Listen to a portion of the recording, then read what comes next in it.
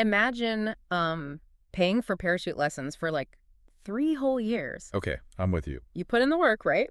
You study the mechanics, and you slowly climb to altitude, feeling more and more secure with every passing month. Because you really trust your instructor. Exactly. But then right when you stand at the open door of the plane, totally ready to jump, your instructor just hands you a postcard of an airplane. Oh, no. Yeah. Yells, "Good luck!" and then just pushes you out. That is the absolute definition of having the emotional rug pulled out from under you. Right. I mean, you are suddenly in complete free fall, relying entirely on equipment that you've only ever practiced using on the ground. Which is terrifying. And that feeling is exactly what today's deep dive is all about. Yeah, it's a really intense topic. It really is. We are exploring a brilliant, deeply relatable memoir manuscript by Della Fern. It's actually titled My Therapist Quit, and Now I'm Writing This. Such a great title. So good. And we have excerpts from her original text file. Our mission today is to look at what happens when the professional safety net you rely on just, vanishes. Right. And why, as backward as it sounds, losing that safety net might actually be the biological prerequisite for real healing. Yeah, the excerpts we're looking at map out this profound psychological journey. We're going to dive into the really messy, definitely nonlinear reality of trauma recovery. Because it's never a straight line. Never.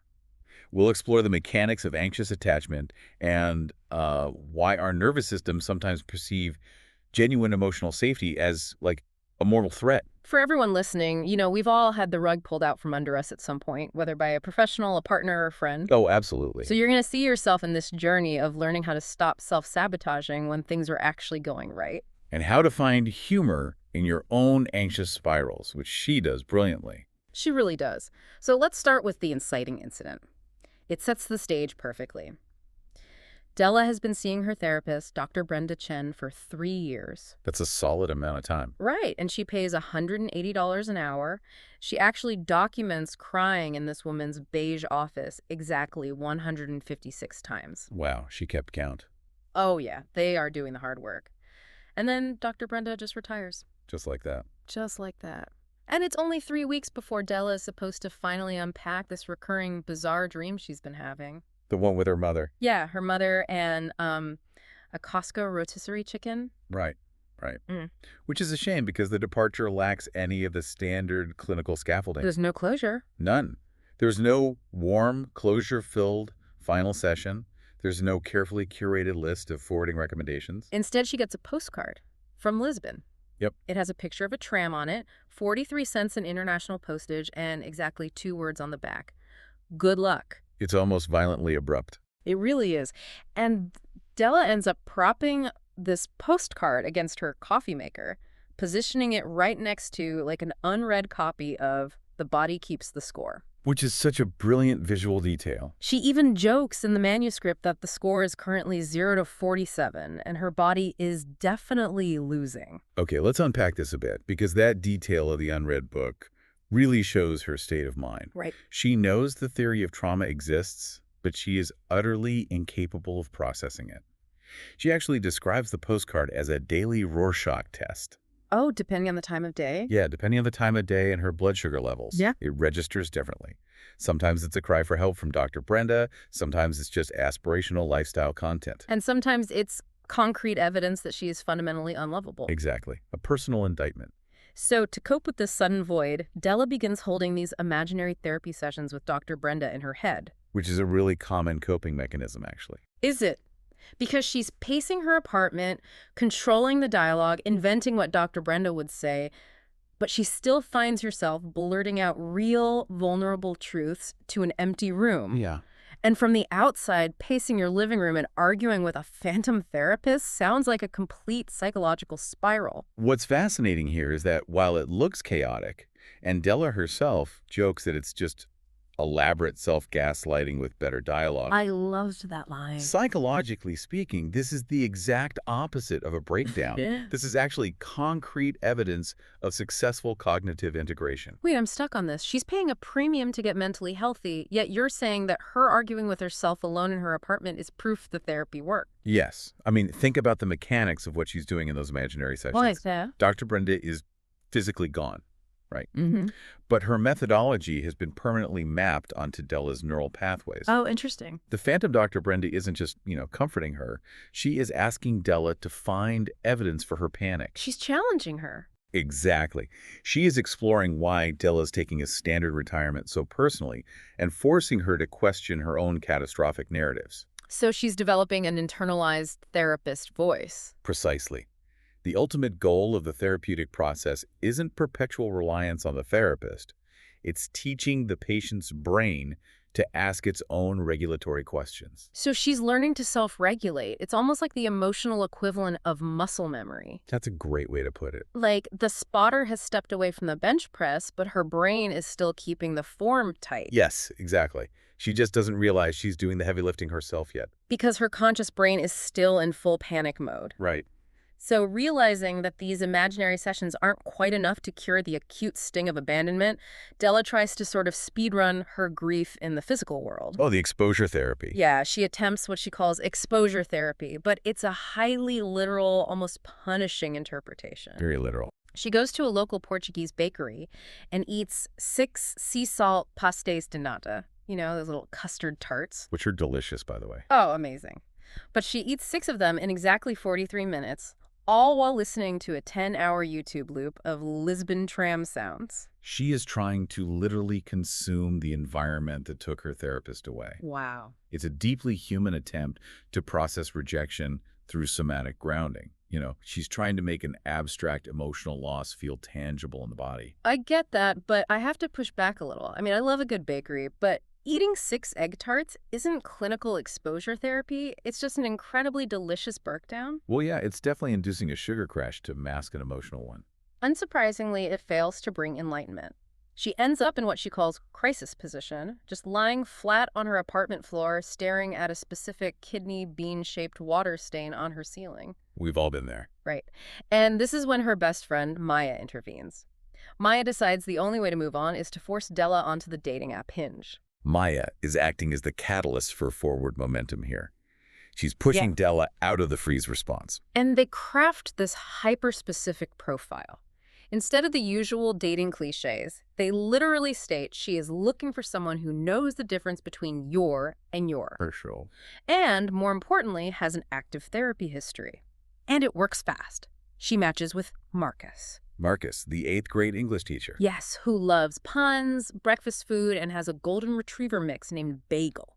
But jumping straight from pastry-induced nausea to dating apps, isn't she just trading a lost therapist for a new romantic dependency? This raises an important question, and it highlights the exact danger of an anxious attachment system, which is what we're seeing in Della. Right.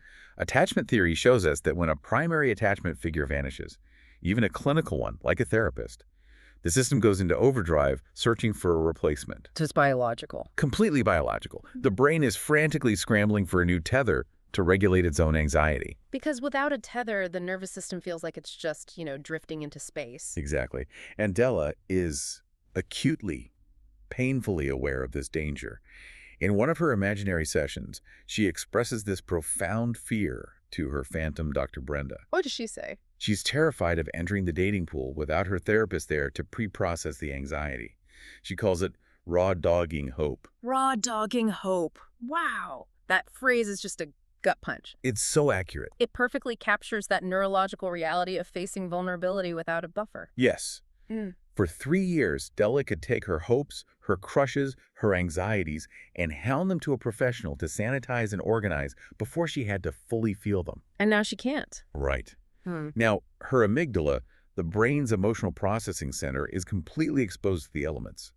If she hopes for something and it fails, there's no one there to soften the blow. But she swipes right anyway. Though swiping right from the safety of a bar, hiding behind your best friend, is the easy part. Oh, definitely. Actually showing up to the date and facing a genuinely secure person forces Della to confront exactly what she's been avoiding. And here's the thing, the dates with Marcus go shockingly well. They navigate the modern dating minefield with surprising ease, which, ironically, is what triggers the next layer of her anxiety. Yeah, they go to a Brooklyn coffee shop where Della has this minor silent panic attack over 7 different milk options. Decision fatigue. Exactly, masking deeper emotional exhaustion. She just defaults to oat milk to survive. Then they go to the MoMA and make up fake meanings for abstract art to deflect from genuine intimacy. I love that scene. Marcus calls a painting with random splatters, entropy, and Della counters that the artist just had a deadline and panicked. So good. And then they eat at a Portuguese restaurant named Saudade. Which is a beautiful, untranslatable Portuguese word.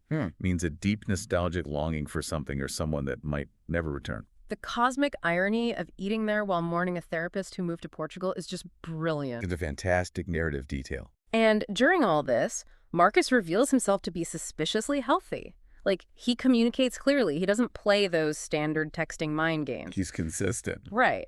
And when Della finally admits she's terrified and actively grieving her therapist, he doesn't pull away. He actually tells her she's brave. And he even volunteers that he has his own therapist back in Pennsylvania named Carol. Marcus really represents a fundamentally secure attachment style. His nervous system is regulated, which means he doesn't need to create drama to feel engaged. Here's where it gets really interesting, though. Della is treating Marcus's emotional stability like it's a trapdoor. Yes. She goes to his apartment, she sees that it's clean, notices his books are color-coded, and her brain immediately screams, "Ah, he must be a serial killer." Which makes no logical sense. None. So why is calm and consistency so utterly terrifying to her? If we connect this to the bigger picture, we have to look at the introduction of her new therapist. Della finally gets a referral and begins seeing Dr. Shona Williams. Right, who is a totally different vibe from Dr. Brenda. No sensible cardigans, no soothing white noise machine. Dr. Shona is highly directive. She wears a burgundy blazer, statement earrings, and cuts right to the bone. She doesn't mess around. Not at all. She diagnoses Della's core issue immediately. Della is terrified of what Dr. Shona calls the middle. The middle, not the cinematic meet-cute at the start and not the fiery breakup at the end. Right. The middle is that vast, uncharted territory of a relationship where you actually get attached. It's the phase where you drop your guard and you hand someone the tangible power to hurt you. And Dr. Shoney explains that for Della, chaos is comfortable. Because chaos is predictable. She already knows the script. And we find out exactly where that script was written. When Della was 17, she experienced the sudden, catastrophic death of her father. That is the crucial piece of the puzzle right there. One day he was making breakfast, and the next he was just gone. That sudden loss wired her nervous system with a brutal subconscious equation. Love equals inevitable, unpredictable loss. So her brain literally programmed itself to expect the rug to be pulled out at the height of happiness. It's like walking through a minefield that's completely empty. That's a great analogy. The lack of explosions actually makes you more anxious, not less, because you're just waiting for the boom. Exactly. Her nervous system is locked in a state of hypervigilant threat detection.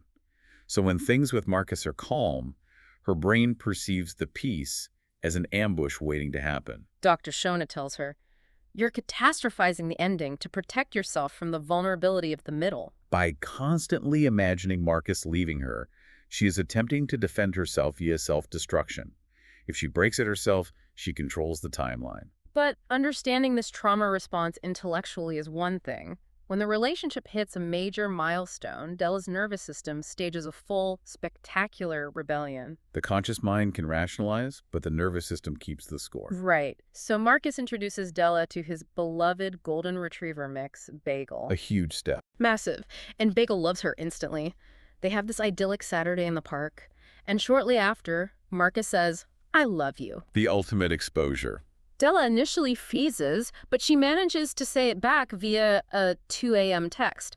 But when things get quote-unquote too good, she panics. She literally flees Marcus's apartment. She just Runs down the street and ends up back in crisis position on her floor, staring at that ceiling stain. It's almost comical how hard we fight against getting exactly what we want. It really is. She has the perfect guy, the dog, the friends, her writing is flowing, and her response is to flee to a dirty floor. But how does Marcus's reaction change the game for her? Well, Marcus doesn't take her panic personally. He doesn't pull the trap door. He holds the floor steady. Exactly. He recognizes it as a trauma response. He calmly tells her she's not crazy, she's healing. Which is profound. It perfectly echoes what Dr. Shona tells her. You can't stop the anxiety from happening, but you can choose not to act on it. True healing is doing the next right thing anyway. Refusing to run away. Yes. Building tolerance to uncertainty. And empowered by this, Della takes the ultimate leap. She finishes a 2,500-word essay about her experience and submits it to a literary magazine, Catcher in the Rye. That requires immense bravery.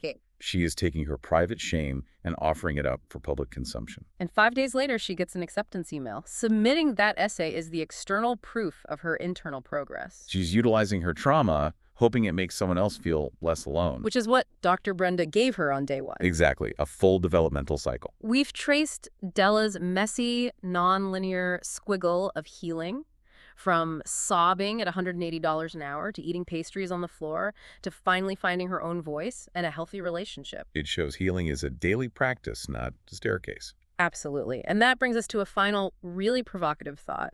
Dr. Shona noted that the therapeutic relationship is fundamentally maternal. Built on safety. Right. But think about this.